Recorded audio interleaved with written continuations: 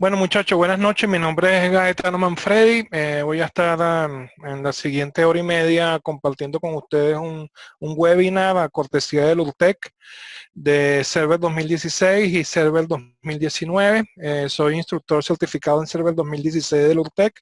Eh, Estoy trabajando con el URTEC aproximadamente de hace 10 años, impartiendo cursos desde Windows Server 2003. Windows Server 2016.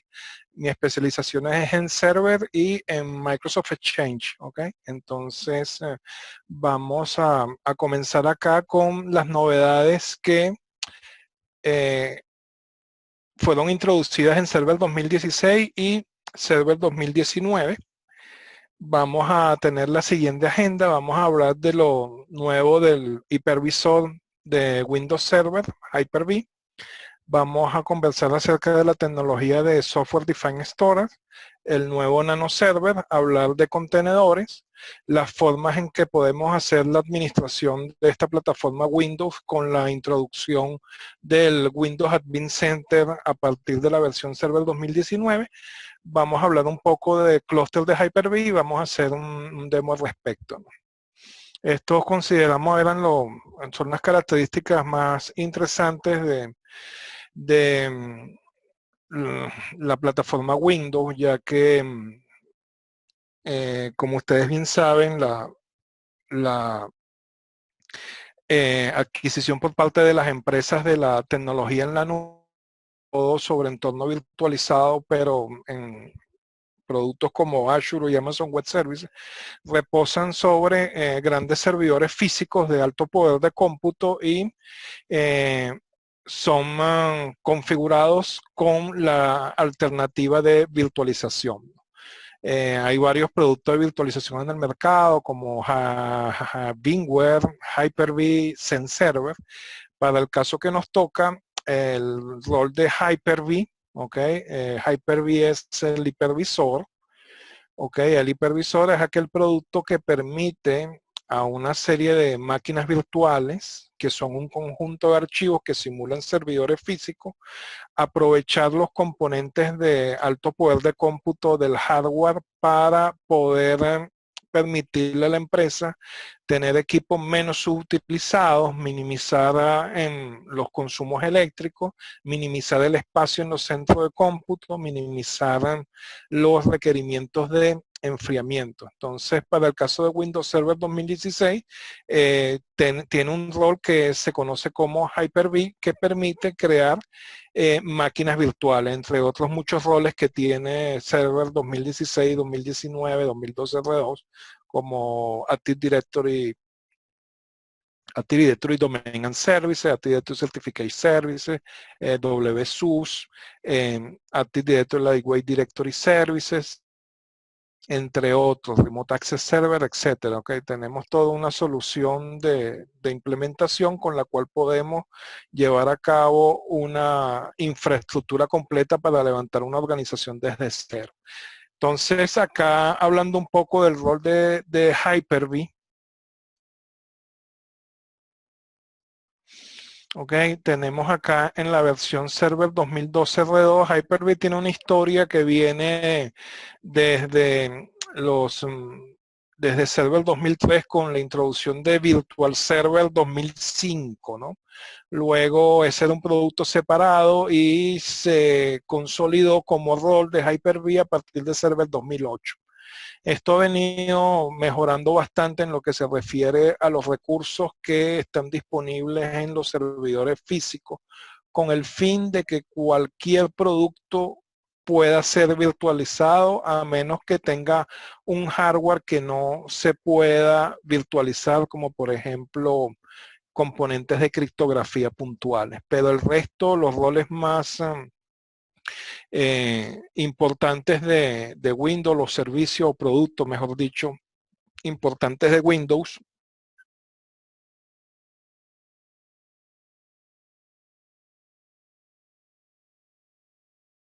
y la mayor cantidad de proveedores están dando soporte a estos ambientes virtualizados debido al poder de cómputo que estamos ahora pudiendo contar con los proveedores de hardware. Entonces, en tal sentido, en entornos virtualizados, el equipo físico se conoce como host y el equipo virtual o servidor se conoce como virtual machine o sistema operativo visitante o guest operating system. Entonces, en tal sentido, haciendo comparación entre 2012 y 2016, que básicamente no sufrió cambios en esta columna para 2019, podemos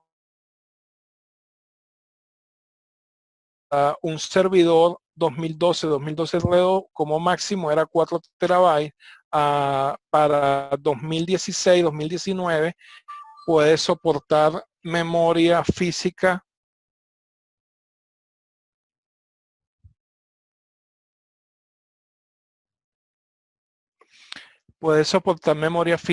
de hasta 24 terabytes. Tenemos un soporte a nivel de host de lo que se llaman los procesadores lógicos, los cores. ¿Ok? Soportamos 320 cores contra 512 cores. Una máquina virtual, ¿ok?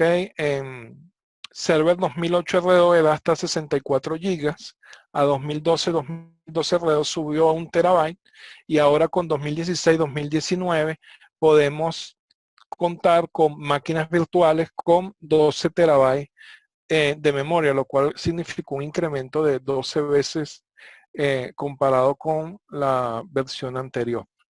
Los procesadores en una máquina virtual en Server 2008 R2 solo soportaba 4 virtual processor, ¿ok? Son los procesadores virtuales que podemos asignarle a una máquina virtual. En Server 2012 R2 contamos con el soporte para una máquina virtual de 64 virtual processor y a 2016 subió a 240 processor. Entonces tuvo un incremento de 3.75. Acá lo importante a destacar de este esfuerzo en donde se incrementan los valores de forma significativa correspondiente a lo que es las máquinas virtuales, es con el fin de que cualquier producto pueda ser virtualizado y la máquina virtual no sufra por la deficiencia de recursos, lo cual era un inconveniente en versiones, por ejemplo, como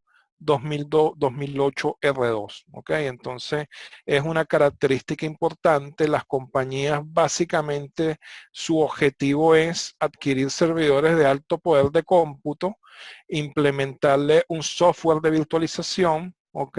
Hyper-V, y luego todo virtualizarlo y crear máquinas virtuales por servicio a prestar a los usuarios. Ejemplo, vamos a instalar un directorio activo.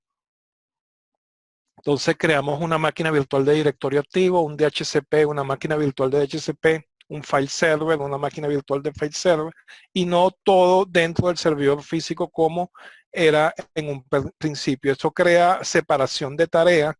Un servidor, una máquina virtual que tenga alto consumo de CPU puede ser apagada sin afectar el resto de las máquinas virtuales. Tenemos características de migración de máquinas virtuales hacia otros servidores, lo que se llama Live Migration. Podemos mover una máquina virtual hacia otro servidor Hyper-V sin tener un sistema de alta disponibilidad implementado como un clúster de Hyper-V. ¿Okay? Allí el movimiento va por la red y no está dentro de la unidad de almacenamiento central. Hay una serie de características importantes que básicamente lo que desea Microsoft con esto es traer tecnología de la nube a la empresa para que las compañías tengan entorno virtualizado on-premise y entorno virtualizado en la nube para constituir una nube híbrida, ¿no? Entonces, es una alternativa. Lo otro es irse totalmente a la nube, lo otro es quedarse solo en premise en la empresa o tener ambas, ¿no? O muchas empresas optan por tener su centro de cómputo en sitio y utilizan la nube solo para efectos de backup, ¿ok? Entonces, tenemos acá Server 2016-2019, se introduce lo que se conoce como Shield Virtual Machine. Ok, Shield Virtual Machine usa una serie de características que fortalecen a los administradores de Hyper-V y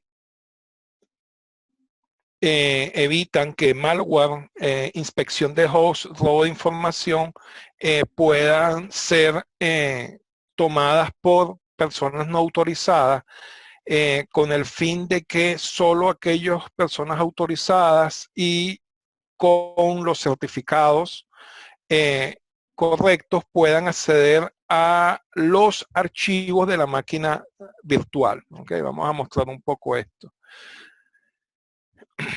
Ejemplo acá, yo tengo acá un Hyper-V, tengo una máquina virtual con Windows XP. Okay, hacemos botón derecho Settings. Okay, la máquina virtual está constituida por una serie de archivos, entre ellos los discos, okay, son extensión VHD o VHDX. Okay, VHDX es Virtual Hard Disk Extended, que fue introducido en Server 2012, el cual tiene soporte a 64 terabytes. Okay, entonces acá este disco, como es un VHD, yo puedo en mi disco acá, mi disco, tengo un disco C, una unidad DVD, yo puedo hacer un montaje de este VHD. Ok, vamos a tacharlo.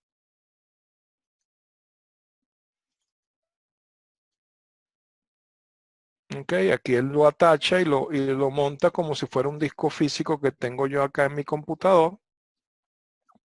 Cuando hago aquí doble clic, hago disco 10, puedo ver la información que se encuentra allí, ¿ok? Entonces, ¿qué sucede con una máquina virtual en donde hay muchos administradores y los administradores toman un VHD, se lo llevan, lo sacan fuera de la empresa y lo acceden externamente y toman información que allí y es de cierta seguridad. Por ejemplo, un disco VHD de un controlador de dominio donde está la base de datos de todos los usuarios y los passwords de los usuarios. Si la máquina es robada, pueden acceder a ese VHD y tendrían información acerca de todos los usuarios de la empresa. Entonces, para evitar esto que yo acabo de hacer, que es montar un VHD vamos a decir, fuera del entorno virtualizado, entonces en un entorno protegido con Shield Virtual Machine y gracias al Host Guardian Server, podemos evitar lo que yo acabo de hacer, ya que los VHD se encriptan para que solo personal autorizado y solo sobre el equipo autorizado puedan ser abiertos o ejecutados, ¿no? Entonces es una característica importante a proteger en un entorno virtualizado. Se agrega una característica conocida como virtualización anidada, ¿okay? En versiones anteriores, server 2012 R2, el rol de Hyper-V era instalado, pero dentro de una máquina virtual yo no podía instalar un rol de Hyper-V para efectos de laboratorio, por ejemplo. Entonces acá se agrega lo que es la virtualización anidada para efectos de prueba y laboratorio, en donde en una máquina virtual yo puedo instalar el rol de Hyper-V. Cabe destacar que estaba hablando del rol de Hyper-V, esto viene como un rol más de producto, puede ser descargado de forma gratuita, ¿ok? Pero con la salvedad del licenciamiento, ¿ok? Aquí un poco, vamos a retroceder acá. Las versiones estándar y data center, ¿ok? Tienen todas las mismas características, solo hay un detalle en lo que se refiere al licenciamiento en entornos virtualizados con Hyper-V. La versión estándar te permite instalar el rol de Hyper-V y montar todas las máquinas virtuales que tú desees, pero las dos primeras máquinas o dos máquinas no pagan licencia de servidor, ¿ok? Del servidor que allí está virtualizado. Ejemplo, si monto un host con estándar y dos máquinas virtuales, vamos a suponer un domain controller y un web server, esos dos máquinas virtuales no requiero adquirirles el licenciamiento Windows. Si lo hago con data center, producto mucho más costoso, tiene ilimitado licenciamiento en lo que a las máquinas virtuales se refiere. Entonces allí no pagaría nada por los sistemas operativos instalados sobre las máquinas virtuales.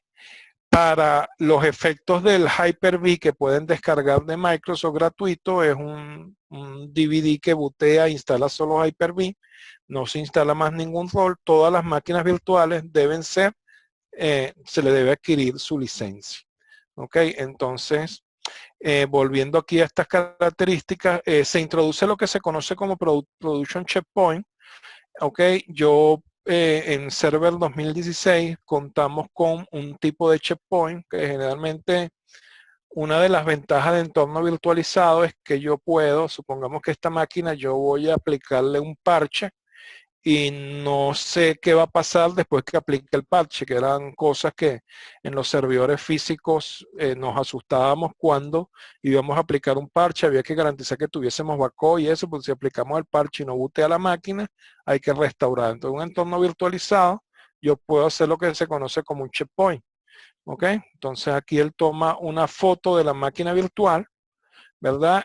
Y yo aplico el parche. Si el parche falla, yo puedo revertir el cambio y la máquina quedó igual a como estaba antes de aplicar el parche. Esto se puede hacer con la máquina ejecutando, ¿ok? En este caso la máquina está apagada. Cuando yo hago un checkpoint, con la máquina ejecutando, se toma la información de los discos y la información y el estado de la memoria RAM, de modo tal de que cuando yo revierta queda todo igualito, tanto como estaban los discos y como estaba la memoria RAM. ¿Okay? Entonces en Server 2016 se introduce lo que es Production Checkpoint, que básicamente hace una foto de la máquina virtual en lo que se conoce como punto en el tiempo, que permite tener ese checkpoint, pero basado en tecnología de backup, o sea, no toma una foto de la memoria, sino únicamente hace un backup de lo que es el estado de los discos. Con eso se ahorra espacio en lo que a checkpoint se refiere. Okay. Server 2016 introduce una característica que se llama Rolling Hyper-V Cluster Update. Okay. Al ser esto un producto de virtualización, podemos virtualizar sistemas operativos que no tienen protección a alta disponibilidad para mantener la continuidad de negocio. Por ello, Hyper-V es un rol que se puede clusterizar, o sea, colocarlo redundante, de modo tal de que si un servidor Hyper-V se quema, las máquinas virtuales se mueven a otro servidor. ¿Okay? Antes, una característica o un prerequisito para montar un producto en clúster es que el producto debería contar con una versión de clúster. Ejemplo, SQL Server cuenta con una versión de implementación de clúster. Ahora, con Hyper-V yo quisiera proteger, por ejemplo, una máquina con Windows XP o 2003 que tiene una aplicación que la empresa no tiene la fuente, no están los programadores, pero la aplicación es de alta importancia para la organización y se requiere que esté altamente disponible porque si está caída para el negocio. Entonces, eso lo podemos virtualizar, meter en una máquina virtual con ese sistema operativo y ofrecerle protección de alta disponibilidad en un entorno virtualizado redundante con la implementación del clúster de Hyper-V. ¿Ok? Pero si yo tengo el clúster con Server 2012 R2, vamos a suponer un clúster está constituido por nodos, que son los servidores físicos, y una unidad de almacenamiento centralizada. ¿Ok? Estos nodos pueden ser hasta 64 nodos, 64 servidores físicos en Server 2012 R2. ¿Sí? ¿Qué pasa con ese clúster si yo quiero actualizar esos nodos a Server 2016 o 2019? Yo simplemente agrego un servidor 2019 actualizado 2016, lo agrego al clúster, muevo las máquinas virtuales y voy haciendo una eliminación, un desmantelamiento de estos servidores 2012 R2 viejos, de modo tal de que llegue un momento en que todo mi clúster esté actualizado. Este termina en 10 minutos, Daniel. Ok, todo mi clúster esté actualizado por una nueva versión del sistema operativo. Ok, se crean los discos Shared Virtual Hard Disk. Las extensiones de disco en Windows son VHD, VHDX y ahora se agrega la VHDS. Ok, son discos virtuales que pueden ser vistos por varias máquinas virtuales, valga la redundancia, desde el sistema operativo visitante para hacer implementaciones de clúster. Ok, las máquinas virtuales tienen un versionamiento. Déjenme ver acá. Sí.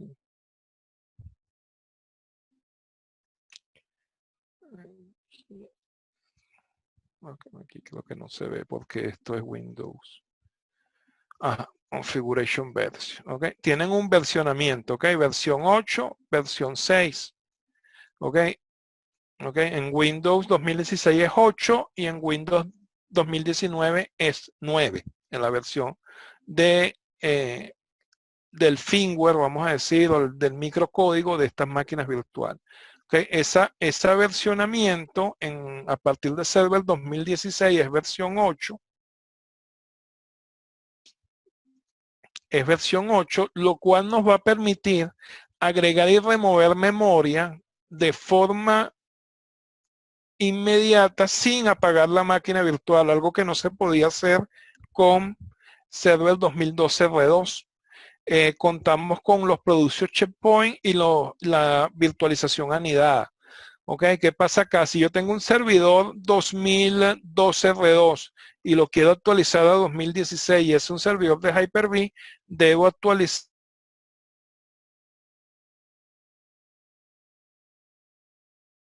y haciendo un upgrade de versión. ¿Qué desventaja trae esto? Que la máquina virtual, una vez actualizada la versión, no puede volver a ser ejecutada en versiones anteriores del sistema de Hyper-V. Ok, si subo la versión a 8, no puedo no puedo mover la máquina virtual a un Hyper-V 2012 R2. Eso hay que hacerlo con mucha prudencia, de modo tal de que sabemos que no se puede echar para atrás. Las máquinas virtuales, cuando las definimos, tenemos dos generaciones. A partir de Server 2012 se agrega la generación 2 de máquinas virtuales. La generación 2 de máquinas virtuales es la que permite hacer en caliente, agregar y remover memoria. Las máquinas virtuales generación 2 son aquellas que deben ustedes implementar para sistema operativo 64 bits. Son aquellas que proveen un mejor rendimiento y poseen hardware nativo para entorno virtualizado sin ningún tipo de emulación. Hacen buteo por discos SCSI, por discos VHDX con soporte 64 tera. Son este tipo de generación es la ideal para ambientes de producción, en donde el mínimo sistema operativo que deben instalar Windows en un entorno virtualizado para una máquina virtual ha de ser 2012 R2, ya que 2008 ya está fuera de soporte y 2012 no sería conveniente si contamos con 2012 R2. Tenemos la generación 1 de máquinas virtuales. Estas máquinas virtuales son básicamente para sistemas operativos de 32 bits. Ok, la parte conocida como Software Defined Storage, con Windows Server podemos hacer implementaciones de almacenamiento. Ok, Server 2019 introduce lo que es Storage Migration Services. Storage Migration Services es una tecnología que hace más fácil migrar servidores a una nueva versión. Tiene un wizard que permite migrar la data de versiones anteriores de Windows que poseen implementaciones de Storage Space Direct o de Storage réplica. ¿Okay? Storage Space Direct introducido en Server 2016, va a extender lo que se conoce como Software Defined Storage y va a habilitar la construcción de storage de alta disponibilidad. Perdón, con, muy importante estas tres últimas palabras, con lo que se conoce como el local storage, que servidores, o sea, como les comenté anteriormente, un clúster, ¿sí? Tiene una unidad de disco centralizada y tiene una serie de nodos, ¿ok? Los discos están en un solo sitio y los nodos lo acceden a él mediante una red Area Network, ¿sí?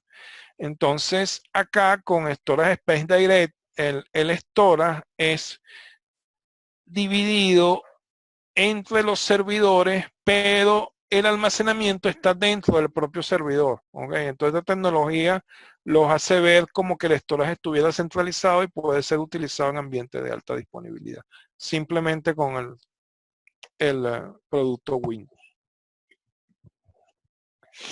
Ok, se introduce storage réplica, que básicamente, si tengo un centro de cómputo principal y monto un centro de cómputo alterno, o en Azure, por ejemplo, que es la solución de cloud de Microsoft, yo pudiese replicar la información que está en mis discos duros de mis servidores a otro sitio con el fin de tener alta disponibilidad del centro de datos. Es decir, si pierdo el centro de datos, tengo la data replicada en otro centro de datos. Entonces, toda la réplica es la tecnología desde Windows que permite hacer esa sincronización.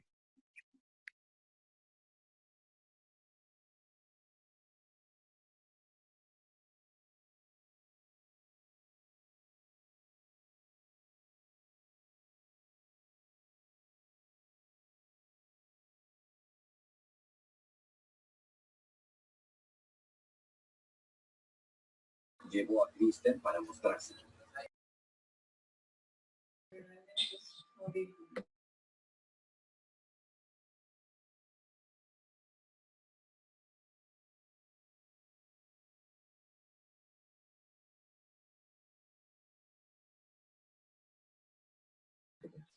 Listo, chicos, por aquí estamos conectados. Wow, se conectaron en un momento.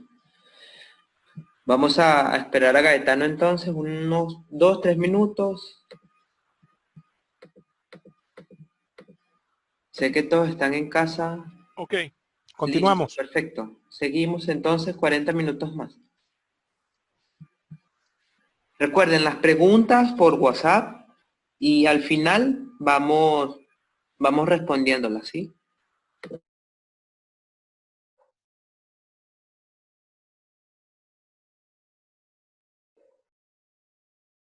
Alguien está compartiendo la pantalla que no soy yo, Daniel. Ok, dame un segundo a ver.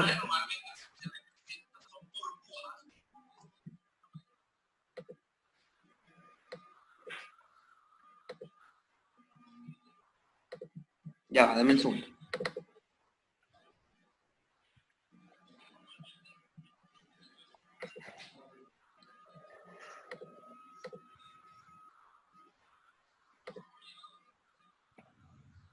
Listo, listo, Gaetano, puedes compartir.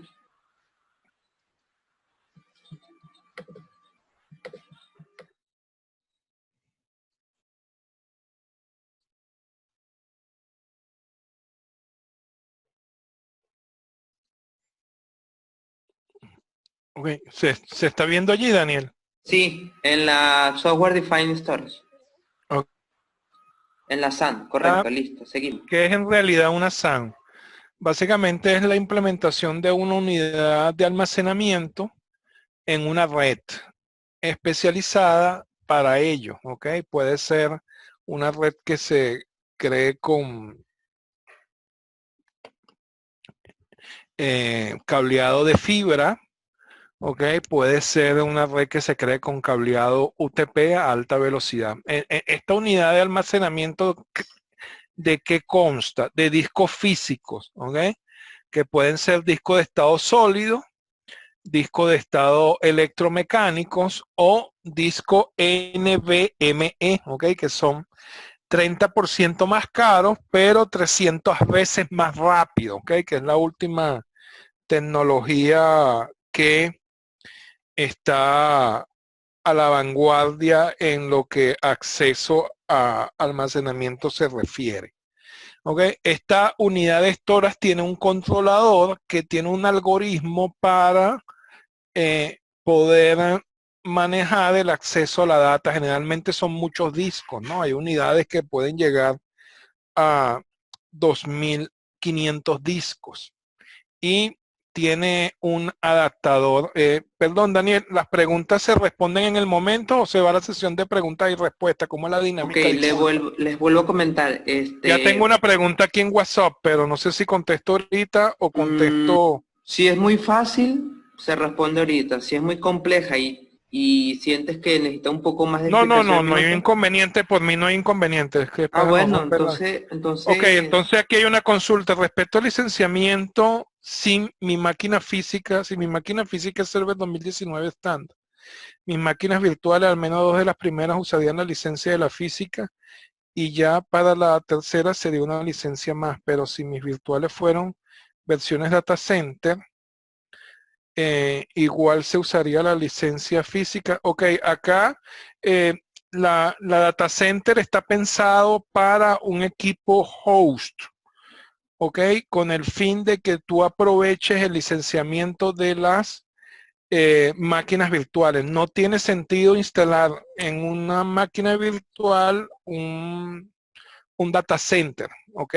Deberían ser solo estándar. Aquí en Server 2019 pudiese instalar un data center en una máquina virtual si vas a usar Storage Réplica, ya que en Server 2019 Storage Réplica está disponible para la versión estándar, lo cual no es en 2016, pero con la limitante de que solo puede replicar hasta 2 terabytes. Entonces, si tú en la máquina virtual vas a hacer una replicación dentro de la máquina virtual propiamente, por algún motivo, que no sería lo recomendable, se puede hacer desde afuera, replicarlo VHD, entonces sí deberías montar data center. Las licencias pueden ser las mismas. Generalmente cuando compras, Microsoft te da, compras unas licencias y Microsoft siempre te da una cantidad de seriales adicionales. ¿Ok? Entonces, no sé si quedó clara allí la respuesta. Cualquier eventualidad podemos aclarar. Ok, entonces esta unidad de storage tiene unos equipos de conectividad, unos adaptadores que se enlazan con la red SAN para que los servidores o no, todas estas unidades de almacenamiento generalmente tienden a ser bastante costosas por toda la arquitectura y la electrónica que se envuelve en ellas. Ok, entonces, ¿cómo ve Microsoft lo que se conoce el storage como con el sistema operativo? Igualmente tengo unos discos, pero ahora los controladores van a ser unos servidores Windows, ¿ok? Cluster de Windows Server File Server, ¿ok? Lo que se conoce como SOFC, Scale-out File Server, ¿ok? Eh, Scale-out File Server es una forma de alta disponibilidad para carpetas compartidas que utiliza el protocolo SMB, ¿ok? Server Message Block, que es aquel que quizás sin quererlo, cuando nosotros accedemos a una carpeta compartida de la red, por ejemplo, un servidor comparte una carpeta y usted la y chévere, abren los archivos, copio, pego, listo, todo bonito y perfecto. Eso es gracias al protocolo SMB, Server Message Block. ¿Ok? Entonces, allí se crean lo que son los pools de disco dentro de lo que se conoce como storage space. Pueden ser configurados como team provisioning. ¿Ok? Este team provisioning es una tecnología, ¿sí?, que tienen estas unidades de almacenamiento. ¿Ok? Yo, ejemplo, configuro una unidad de disco, eso se conocen como LUMS, ¿ok? Logical Unit Number, de, vamos a decir, 5 teras, pero en realidad eso es virtual, ¿ok? No, yo no entrego, puedo hacerlo, no entrego los 5 teras, o sea, los 5 teras no son tomados de forma inmediata de la unidad, sino simplemente es una información lógica que toma el sistema operativo, que son 5 teras, pero a lo físico no son 5 teras, mucho menos. Eso se conoce como aprovisionamiento delgado, aprovisionamiento por capas, ¿ok? En las unidades actuales, algunos tipos de unidades, consta de discos de electromecánicos, ¿ok? Que tienen un brazo que se mueve en los platos del disco y puede constar de solid state disk o de unidades de disco NVMe, ¿sí? Entonces, cuando hablo de capas, entonces ahí puedes clasificar por capas. La capa, vamos a decir, bronce son discos SATA. La capa oro son discos SAS, que son más rápidos, y la capa platino son discos de estado sólido. Entonces la unidad, de acuerdo a cómo se esté usando el I/O, va a mover hacia una u otros discos por lo que a capa se refiere. Se soporta de duplicación, una forma mediante la cual los datos iguales solo se consumen una sola vez. Pueden ser configurados discos en espejo o discos de paridad. Ok, entonces sobre esto están montados unos conectores que serían unos adaptadores de red, generalmente 1 gigabit en una red separada, usando eSCSI, Server Message Block versión 3.0 y protocolo NFS de acuerdo a cómo lo deseemos configurar, ¿no? Ok, aquí preguntan cuál es el equivalente de Hyper-V a ESX Server. Ambos productos es lo mismo, solo que en Microsoft se llama Hyper-V, que lo manejamos con la consola de Hyper-V Manager o System Center Virtual Machine Manager, y VMware lo maneja con ESXi. Ok, ok, entonces la arquitectura en Server 2012 R2, ¿en qué constaba? Ok, teníamos una unidad, vamos a suponer acá una unidad GBOT. Ok, una unidad GBOT son unidades, son unas cajas, imagínense unas cajas tipo closet llenas de disco sin ningún tipo de protección, ¿ok? No hay proceso, si se daña un disco se pierde todo lo que está allí, ¿verdad? Entonces estas unidades GBOT se conectan, están compuestas por discos de estado sólido o discos HDD. El número 2, servidores Windows x86 2012 R2 conectado a esta unidad GBOT, ¿okay? Con una interfase de tipo SAS. ¿Okay? Se construye un clúster de Hyper-V en modo escalado file server. ¿Okay? Esto se ve en detalle. Si están interesados, usted da una serie de cursos para prepararlos a la certificación de Azure Administrator, en donde se aprecian todos estos términos y se hacen la práctica respectiva. Para los que no conocen en detalle esta terminología, la voy a explicar lo mejor posible, pero esto requiere más tiempo, ¿no? Para poder ser entendido. Este escalado file server son una serie de servidores en alta disponibilidad, en donde yo coloco una carpeta compartida y es distribuida entre todos los servidores y el almacenamiento. Entonces hay que crear lo que se conoce como los storage pool, que son la agrupación de discos.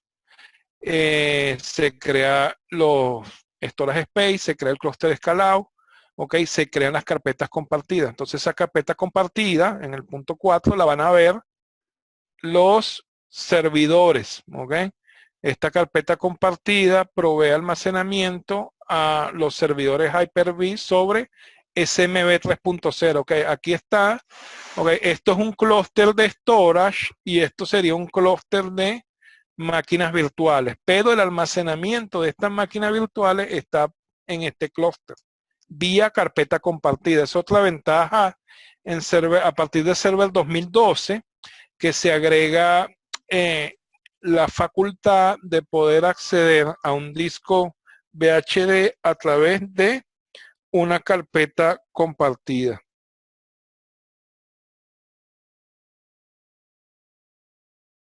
Software del producto. Bueno, generalmente se recomienda que se use el del sistema operativo. Windows tiene Multipath I/O con el fin de no casarte con el proveedor, el software del proveedor. Pues si un día decides cambiar de proveedor, entonces no tienes que desinstalar un software de Multipath y montar el del siguiente proveedor.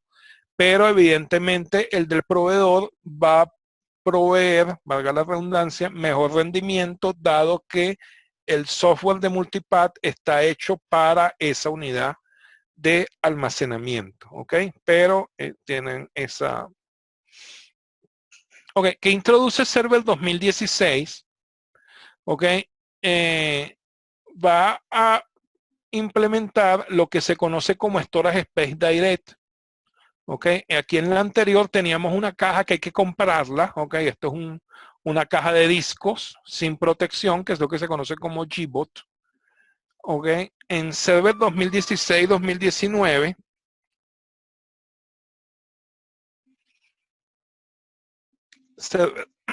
perdón.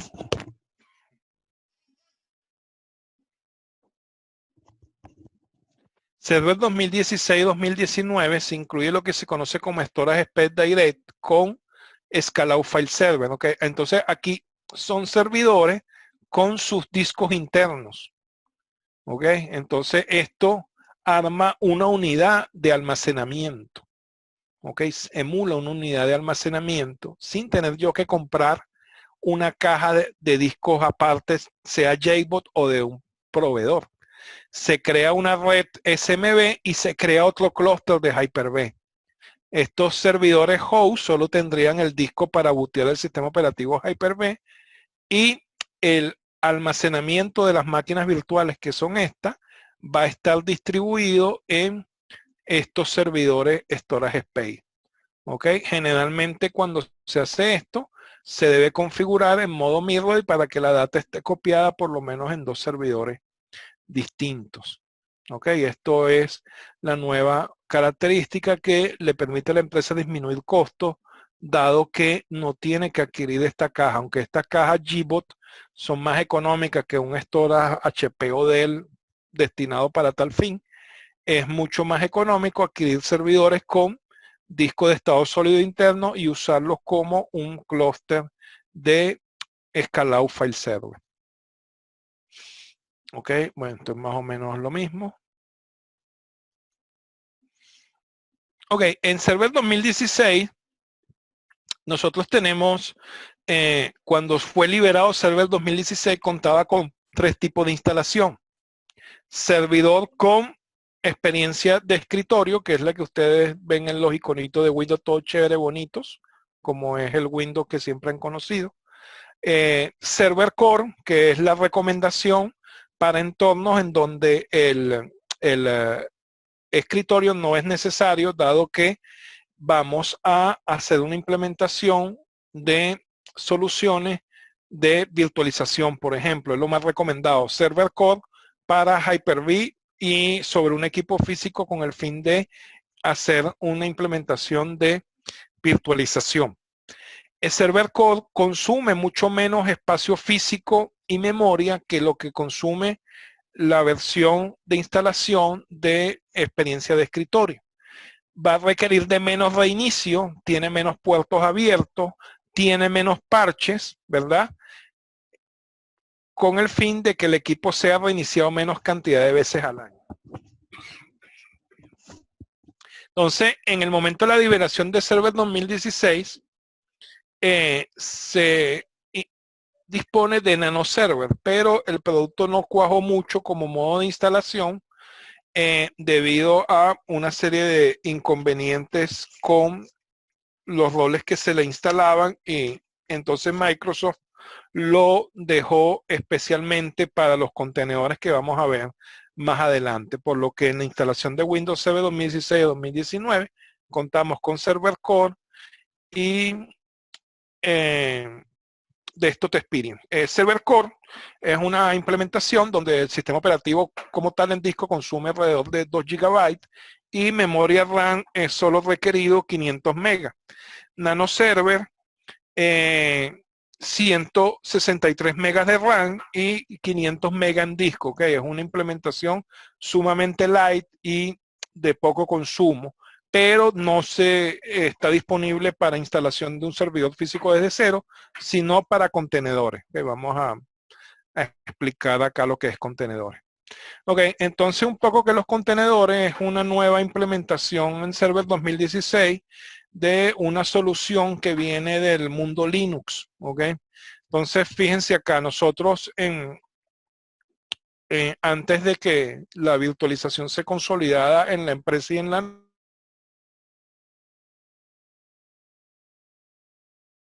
un servidor físico y sobre él montábamos una aplicación. ¿Ok? Luego que sale la virtualización, este servidor físico de alto rendimiento se le monta un hipervisor, llámese Hyper-V, VMware, Server, y allí se empiezan a configurar máquinas virtuales basados en el rol que quiero presentarle a los usuarios. Ejemplo, un directorio activo, un DHCP, un servicio de WSUS, un servicio de file server, un servicio de IIS. Ok, entonces yo me voy a mi consola de Hyper-V si no tengo System Center, prendo la máquina virtual y eso tarda en cargar, vamos a suponer, alrededor de unos 10 a 15 segundos.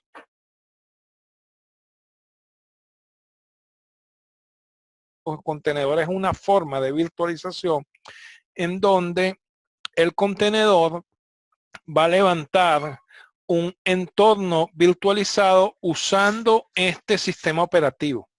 Aquí cada máquina virtual tiene su propio sistema operativo, ¿sí? Windows 2012, 2016, 2016, 2019. Estos contenedores van a solo levantar un entorno operativo light, que ahí es donde entra Nano Server o Server Core, y levantar una aplicación, ¿ok? Básicamente, estas soluciones levantan mucho más rápido, puede tardar 1 o 2 segundos levantar un contenedor a los 15 o 20 segundos que puede tardar una máquina virtual. Entonces está destinado para servicios de aplicaciones web, servicios de .NET Framework. Se soportan contenedores que vengan del mundo Linux, ya que esta es una tecnología que viene del mundo Linux basada en imágenes. ¿Ok? Las imágenes se encuentran en repositorios que están disponibles en el sitio de docker.com. ¿Ok? Son repositorios que podemos descargar imágenes ya implementadas con Windows, con Linux y colocarlas en contenedores. Entonces, para soluciones web en donde tengo una aplicación de negocios online que la arranco con 2 contenedores que tienen instalado, vamos a suponer, IIS, y por algún motivo hay muchos clientes haciendo requests y estos señores no pueden cubrir la carga, se pueden disparar el levantamiento de más contenedores para atender todo este montón de solicitudes y luego los se van apagando en la medida que bajen las solicitudes. ¿Okay? Entonces, un servidor físico, una aplicación, un servidor físico, muchas máquinas virtuales, muchas aplicaciones, un servidor físico, un solo sistema operativo, un solo kernel, muchos contenedores. ¿Okay? ¿Qué pasa acá si se dañan todos los contenedores?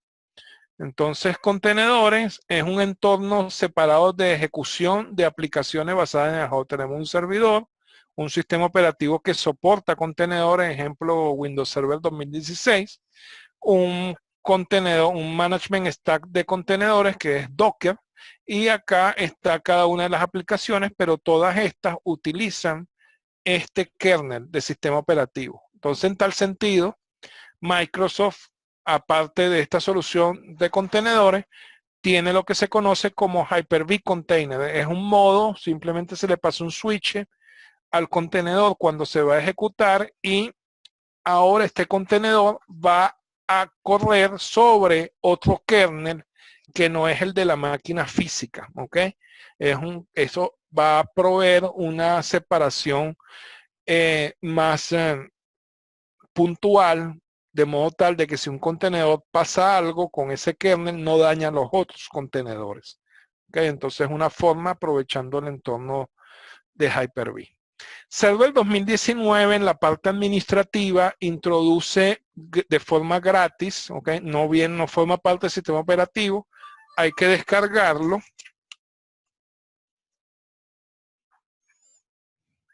Ok, aquí me preguntan, pregunto lo del multipath porque he tenido escenarios en donde, por ejemplo, MC no funciona bien con multipath de Windows. Bueno, habría que chequear, pero debería soportar el protocolo, el servicio nativo del sistema operativo, pues, porque el multipath de MC hay que pagarlo por licencias por separado, entonces yo como empresa pudiese irme con el multipath del sistema operativo, ¿no?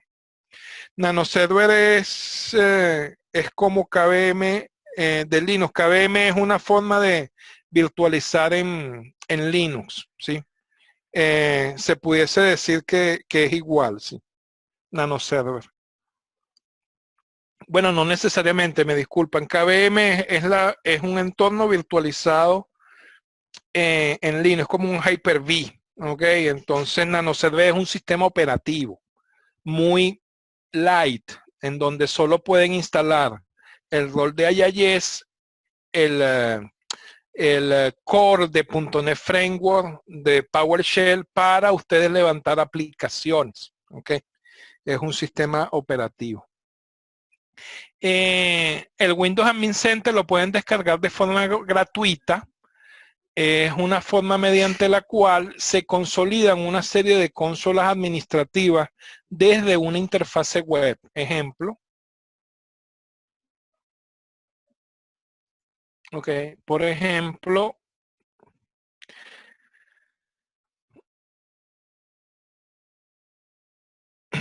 okay, si yo quiero administrar el disco de esta máquina, levanto la consola de disco, dixmg.mt.msc. Ok, si quiero trabajar con carpetas compartidas, levanto la consola de administración de computador con pmg.msc. Si quiero trabajar con firewall, levanto la consola de firewall, Windows Firewall.msc. ¿Sí? Si quiero trabajar con dispositivos, levanto la consola de dispositivos, def.mg.mt.msc. Y así sucesivamente. Entonces, este montón de consolas aisladas me permiten hacer labores administrativas sobre el servidor. Windows Admin Center puede ser instalado en un Windows 10, un Windows 2012 R2, Windows 2016, 2019. Es una plataforma web, ¿sí?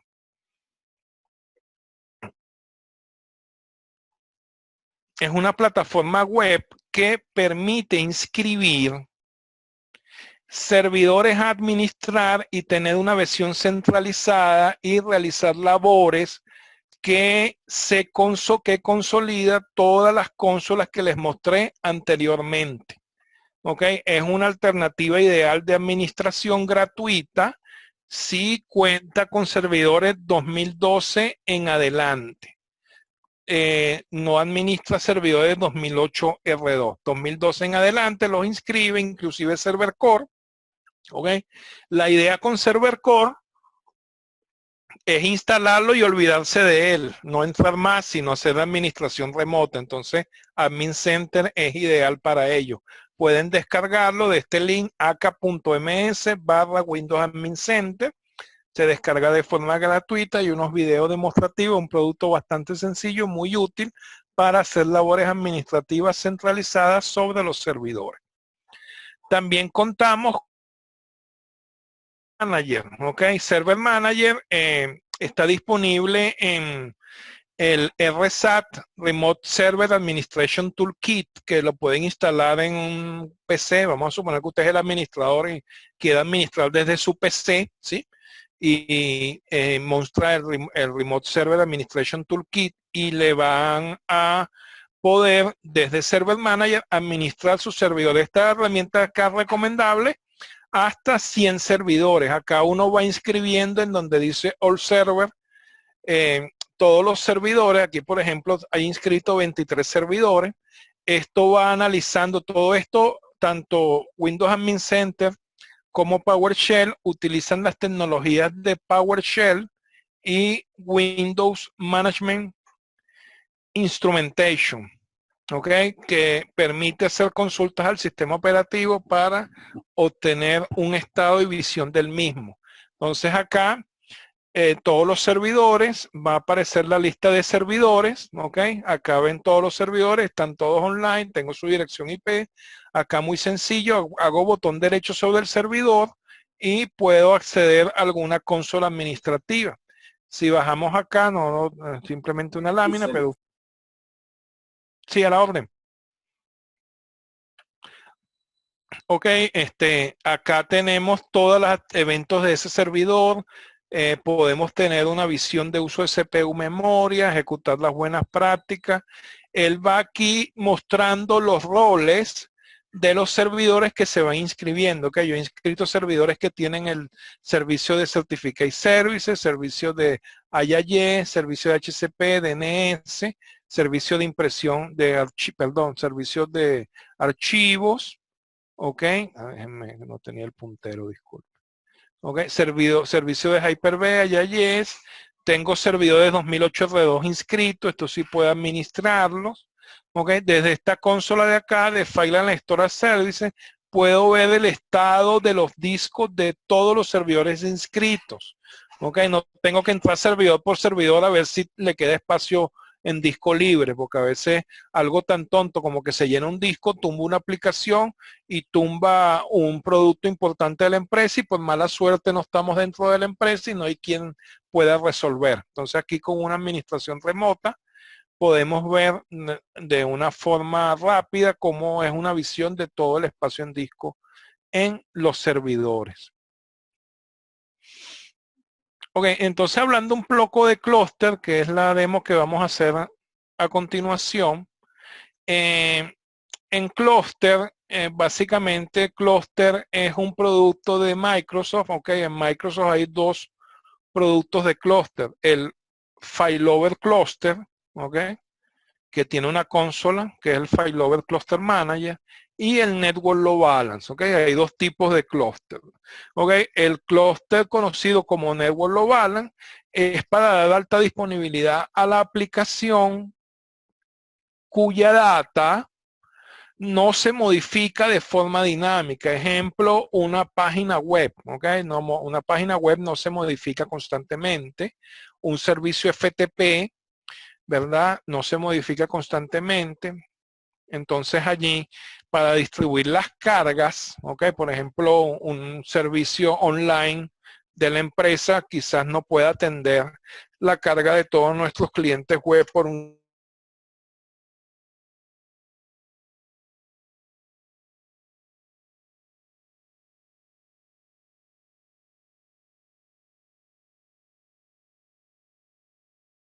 data que está en una base de datos que debe ser altamente disponible. Entonces allí es donde entra Failover Cluster. ¿Ok? Failover Cluster es una tecnología de alta disponibilidad de la aplicación. ¿Ok? Si la aplicación está en un nodo, el clúster está compuesto por nodo. Aquí en este ejemplo esto es un clúster de Hyper-V.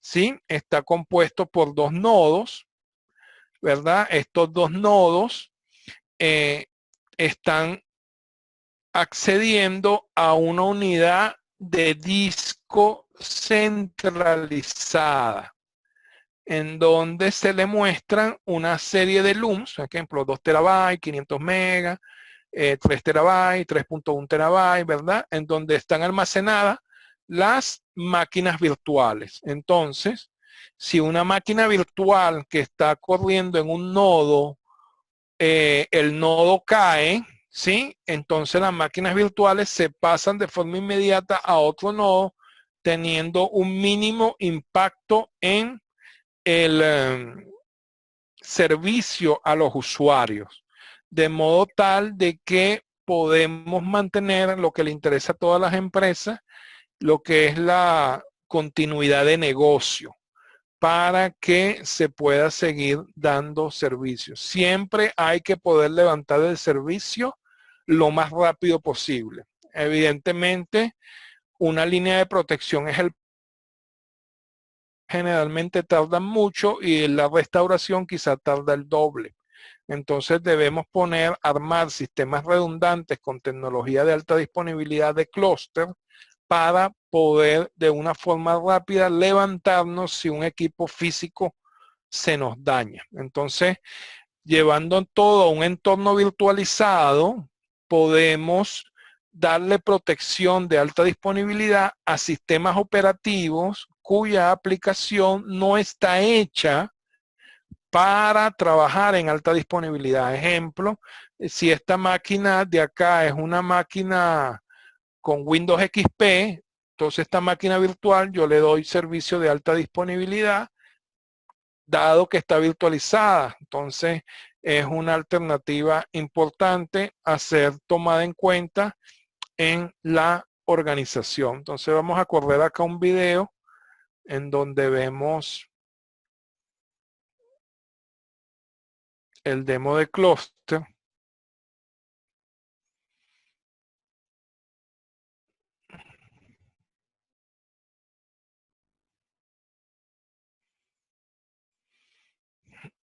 Ok, entonces acá estamos observando un clúster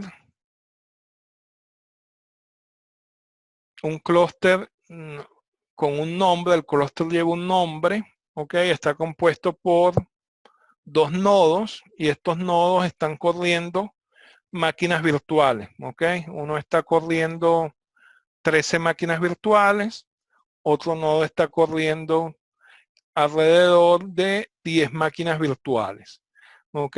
Estos nodos tienen un almacenamiento en una unidad de storage Dell, en una red SAN conectadas con fibra óptica, Fiber Channel, y la data es almacenada externamente. ¿Ok? Estas son las máquinas virtuales altamente disponibles que están manejadas por el clúster. ¿Ok? Tenemos propiedades de la máquina virtual que puede ejecutar en dos nodos del clúster, no importa cuál. El modo de levantar la máquina virtual en caso de una caída. Ok.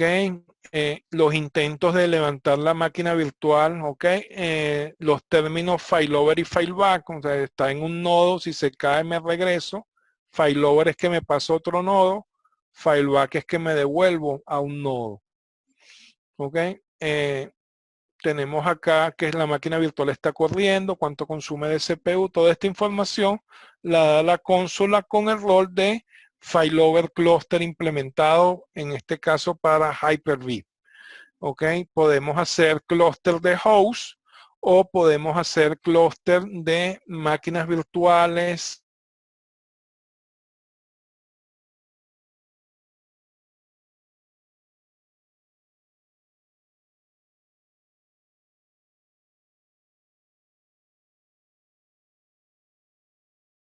de más de 2, por ejemplo, que hasta 64 nodos. 2016 soporta, perdón, 2012 R2, 16 nodos, disculpen.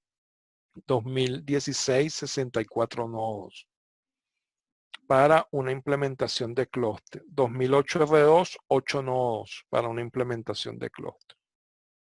Ok, esta es la consola de Hyper-V de uno de los nodos. Ok, aquí se configura lo que se conoce como el Live Migration. El Live Migration es una forma mediante la cual yo muevo una máquina virtual de un nodo a otro sin detener el servicio, sin que el cliente se percate del movimiento, sin interrumpir la operatividad de la aplicación, la continuidad de negocio, tecnología de la nube implementada en la organización. ¿Ok? Esto es lo que se conoce como Live Migration. Podemos hacer Storage Migration, podemos hacer Live Migration sin cluster, que es Live Migration clusterless, si no tenemos una unidad de almacenamiento centralizada. ¿Ok? Ok, entonces retomando acá el video, acá ahorita van ustedes a apreciar con un pin sostenido en una máquina virtual que está ejecutando en el nodo 3, ok, cuántos paquetes se pierden cuando esta máquina virtual se muda al otro nodo y fíjense que es una máquina virtual que está ejecutándose. Aquí vamos a ejecutar un move de tipo live migration. Podemos hacer live migration, quick migration o virtual machine storage migration. ¿Ok? Live migration al nodo seleccionado o al mejor nodo posible. ¿Ok? Entonces acá la máquina está corriendo. Fíjense que el pin no se pierde. La máquina está haciendo el servicio de Hyper-V en modo de clúster, está haciendo una evaluación de la memoria, tiene que tomar estado de la memoria, el chequeo de los discos para poder iniciar el movimiento. Este sería un line migration con una implementación de clúster. Esto mismo lo podemos hacer, un line migration entre dos nodos Hyper-V, ¿verdad? En donde no haya una unidad de almacenamiento centralizada, ¿ok? Que se conoce como Line Migration Clusterless, o sea, Line Migration sin la implementación de clúster, ¿ok? Entonces, la migración viaja por la red y yo muevo la máquina virtual a otro nodo Hyper-V sin que los usuarios se percaten del movimiento. ¿Ok? Acá la máquina virtual va a moverse a otro nodo y va a quedar en modo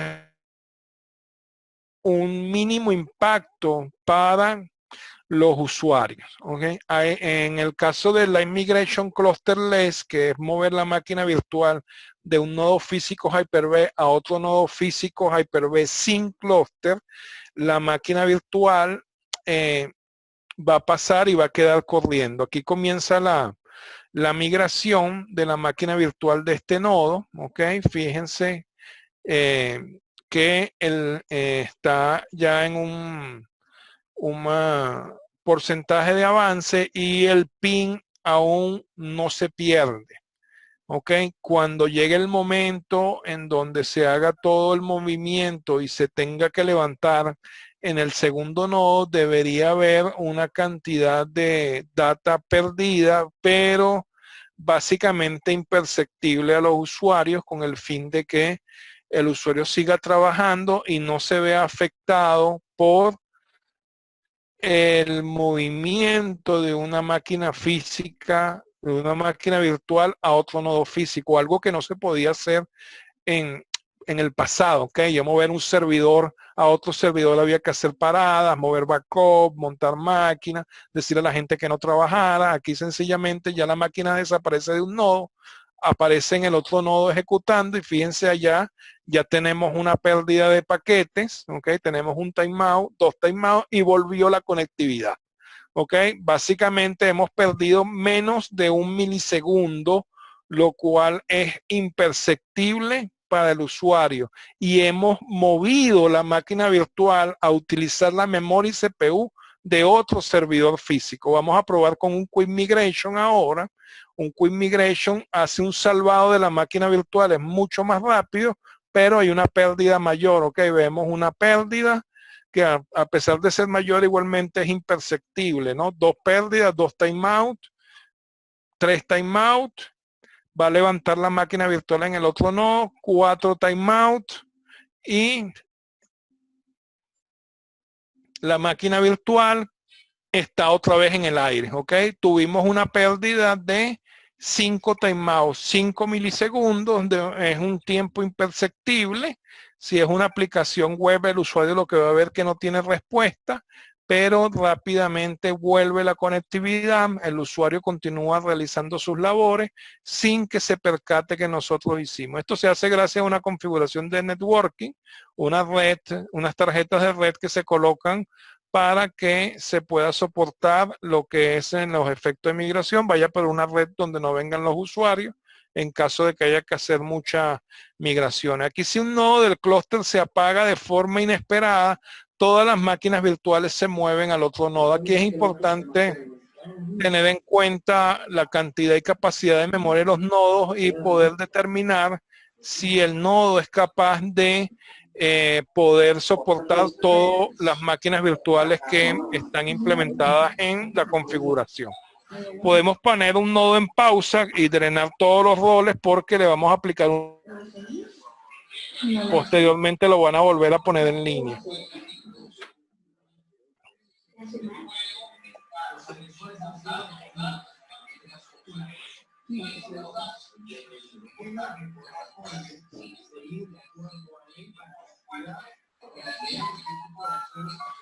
Ok, tenemos los almacenamientos. Los almacenamientos también son divididos. Estos nodos tienen conectividad Fiber Channel.